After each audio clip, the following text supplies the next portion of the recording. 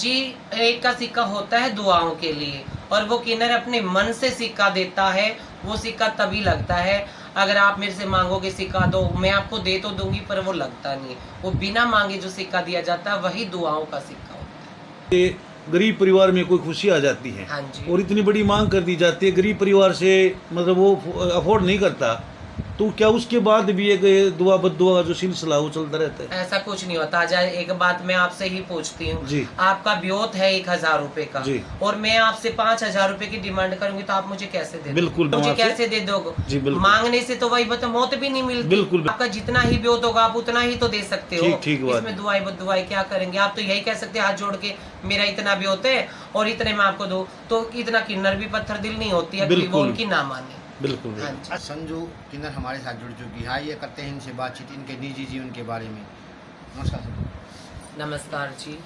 संजू जी, हम आपसे जानना चाहेंगे जो किन्नर की जिंदगी है वो किस प्रकार की होती है? जी, सभी को राधे राधे, जय श्री कृष्णा। मैं संजू महंत बेरी से गद्दी नशील किन्नर, और पूरा नेम गोंदनी बेरी संजू, यानी गोंदनी और बेरी जो कि हमारे मालिक बोला जाता है। हमारा इलाका एरिया गोंदनी बेरी से मैं संजू बोल रही हूँ, और हमारे मालिकों का नाम है सर्वज्ञ माई मोगरा जी, और मालक हमारी मलाइका नायक जी, हमारी जो गुरु जी हमारी सबसे बड़ी, हम उनके शिष्य हैं। हाँ जी, गोंदनी बेरी से संजू। संजू जी, हम आपसे जानना चाहेंगे जिस प्रकार आप जगह जगह जिस प्रकार लोगों से एक तरह से भिक्षा कह सकती हैं, हाँ भिक्षा जी। तालिए बजाकर भिक्षा लेती हूँ, तो वो कितना ठीक है और कितना गलत है? देखो, ये तो श्री रामराज के टाइम से चला हुआ है भाई, बधाई मांगने का किन्नरों का कार्य है। तो जिस टाइम श्री रामचंद्र जी वनवास में जा रहे थे तो उन्होंने बोला कि नर और नारी वापस जाओ, तो नर नारी वापस चले गए थे, और जो किन्नर थे वो वहीं पे खड़े राम नाम जपते रहे। उन्होंने वो वहाँ पे खड़े, जब श्री रामचंद्र जी वनवास काट के वापस आए, जब तक वो पत्थर के बन चुके थे, तो पत्थर से जय श्री राम की आवाज आ रही थी। तो भगवान रामचंद्र जी ने सोचा, मैंने तो सभी को वापस बोल दिया था कि नर नारी वापस जाओ, तो ये कौन है जो यहाँ पे खड़े पत्थर के बन गए? तो उन्हें श्री रामचंद्र जी ने हाथ लगाया, तो वो पत्थर की मूर्तियां वापस एक मनुष्य का रूप धारण कर गई। तो उन्होंने भगवान रामचंद्र जी ने पूछा कि आप कौन है? मैंने तो सभी को जाने का आदेश दिया था। तो उन्होंने बताया, प्रभु ना हम नर ना हम नारी हैं, और आपने हमें जाने के लिए नहीं बोला, इसलिए हम जितने दिन आपने वनवास काटा इतने दिन हमारा वनवास हो गया, और आपके कहे आज्ञा के बिना हम गए नहीं। तो उस टाइम भगवान रामचंद्र जी ने कहा था, जाओ एक दिन कलयुग में तुम्हारा ही बोलबाला होगा, तुम्हारा ही नाम होगा। तो श्री रामचंद्र के समय से किन्नरों का मांगने खाने का अधिकार चला हुआ है। संजू जी, थर्ड जेंडर को गवर्नमेंट ने भी मान्यता दी है, तो किन किन अधिकारों से अभी तक आप वंचित हो, और क्या आपको वो अधिकार सरकार की तरफ से मिल रहे हैं जो मिलने चाहिए? कुछ सरकार नहीं मिलती। हम तो यही कहते हैं, जैसे एक नर को एक नारी को समान अधिकार समाज के अंदर दिया जाता है, वैसे ही किन्नर को भी एक समान अधिकार देना चाहिए। इनको भी उसी नज़र से देखना चाहिए। कोई जैसे कि कोई ट्रांसजेंडर बोल के गलत बोलता है, कोई वैसे गलत या लफ्ज़ यूज़ करता है, कोई बधाइयों के प्रति कोई बात करता है। आज किन्नर किसी के घर पे अगर बधाई लेने जाती तो एक खुशी के माहौल में ही जाती है, और कोई बंदा देता तो अपनी खुशी से ही देता है। ऐसा नहीं, कोई किन्नर पे लालछन भी लगा देता है, और कुछ किन्नर ऐसे भी हो जाते हैं जो कि गद्दी नशील किन्नरों को परेशान भी करते हैं, इन्हें बदनाम भी करते हैं। तो मैं तो इतना ही जनता से कह रही हूँ, इतना ही किन्नरों से कह रही, भाई आप लोग पब्लिक को सपोर्ट करें और पब्लिक आपको सपोर्ट करे, तभी जब वही बात है, गाड़ी में दो पहिए सामान चलेंगे तभी दुनिया चलती है। आपको फील्ड में किन किन तकलीफों का सामना करना पड़ता है? भाई जैसा इंसान जैसी सोच, फील्ड में हर तरीके की बुराइयों का भी सामना करना पड़ता है। अब घर से सुबह निकलती हूँ किसी को दुआ देने के लिए, आशीर्वाद देने के लिए, कोई छक्के भी बोल देता है, कोई हिजड़ा भी बोल देता है, कोई गलत नज़र भी डालता है। कुछ बंदे ऐसे भी होते हैं जो बेटी भी बोलते हैं, इज्जत भी करते हैं, पैर भी छूते हैं। पर इंसान की वही बात है, दिमाग पे डिपेंड करता है इंसान कैसा व्यवहार किसके साथ करे। तो संजू जी, आपको यहाँ पर कितने क्षेत्र में कितने वर्ष से आप यहाँ पर हो? जी, मैं यहाँ 7 वर्ष से रह रही हूँ, और आसपास से जितने भी गाँव हैं इनमें सभी में बधाई मांगने का कार्य करती हूँ। पब्लिक का भी सपोर्ट मेरे लिए बहुत अच्छा है, और मेरा भी सपोर्ट पब्लिक के लिए बहुत अच्छा है। एक माँ बेटी एक बच्चे की तरह मैं उनके साथ रह रही, वो बच्चे जैसा व्यवहार मेरे साथ करते हैं। इससे पहले आप कहाँ रहते थे? इससे पहले मैं अपनी फैमिली में थी। फैमिली के अंदर हाँ है। जी। तो बताया जाता है कि आपका जो गांव है वो बेरी क्षेत्र में ही लगता है। हाँ जी, मेरा बेरी क्षेत्र में गांव लगता है। मैं चिमनी गांव की बेटी हूँ और तहसील मेरी बेरी है, जिला मेरा झज्जर है।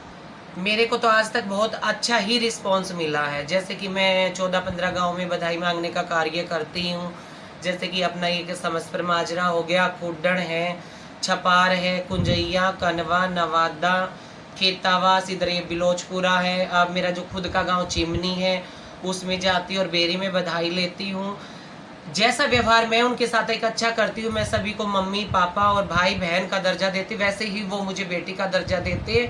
मेरे साथ बहुत ही अच्छा व्यवहार रखते हैं वो लोग। संजू जी, जैसे बताया जाता है कई बार जैसे आपकी तरफ से, आपके जो और हैं उनकी तरफ से एक बड़ी मांग रखी जाती है, क्या कारण है, क्या कहोगे इसके बारे में? देखो, इंसान बड़ी मांग करता है, क्या है, किन्नर है, अपना वही बात है, कहते हैं बाबा है, किन्नर है जी। ये भिक्षा ही मांगते हैं, मांगने का कार्य है। तो इनको भी भाई, मेरा तो नेचर ऐसा नहीं है, पर जो ज्यादा मांगते उनके लिए भी मैं ये कह रही हूँ, पब्लिक को भी ना सताओ तो आपको पब्लिक भी ना सताएगी। अगर वही बात है, किसी के घर में खुशी होती, कोई किसी के दर पे मांगने जाता है तो खाली तो कोई भी नहीं भेजता। बिल्कुल, बिल्कुल। अच्छे से इज्जत बना के, व्यवहार बना के एक दूसरे के साथ रहना चाहिए, तभी पब्लिक भी इज्जत करती है। और पब्लिक की अगर हम इज्जत करें और पब्लिक हमारी ना करे, किन्नर ही विवश होके जब भी उनको कुछ बुरा बोलते हैं। असली किन्नर और नकली किन्नर में क्या फ़र्क होता है? जिस पर कहा जाता है कि दूसरे किन्नर आए हुए हैं इस एरिया में, तो क्या ऐसे ये होता है जी, जैसे दर पर दर पीढ़ी चली होती है।